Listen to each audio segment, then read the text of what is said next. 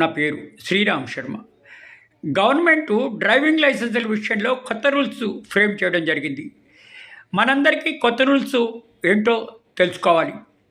ఇప్పుడు డ్రైవింగ్ లైసెన్సుల కోసం road transport office అంటే ఆర్టీఓ దగ్గరికి వెళ్ళనవసరం లేదు. పెద్ద పెద్ద క్యూలో నిలబడే అవసరమే లేదు. ఈ కొత్త రూల్ ప్రవేశపెట్టినందుకు అందరూ చాలా సంతోషిస్తున్నారని నాకు చెప్తున్నారు. ఇప్పుడు డ్రైవింగ్ లైసెన్స్ కావాల్సిన వాళ్ళు ఆర్టీఓ ఆఫీస్కి ఫిజికల్గా పర్సనల్గా వెళ్ళనవసరం లేదు. పెద్ద పెద్ద క్యూలో నిలబడిన అవసరం లేదు. డ్రైవింగ్ లైసెన్సుల కోసం కేంద్ర ప్రభుత్వం కొత్త గైడ్లైన్స్ విడుదల చేయడం జరిగింది. ఇప్పుడు డ్రైవింగ్ లైసెన్సులు కావాలన్న వాళ్ళు రికగ్నైజ్డ్ డ్రైవింగ్ ట్రైనింగ్ ఇన్స్టిట్యూట్కి వెళ్ళి అక్కడ అప్లై చేయాలి. అక్కడ డ్రైవింగ్ టెస్ట్ రాయాలి.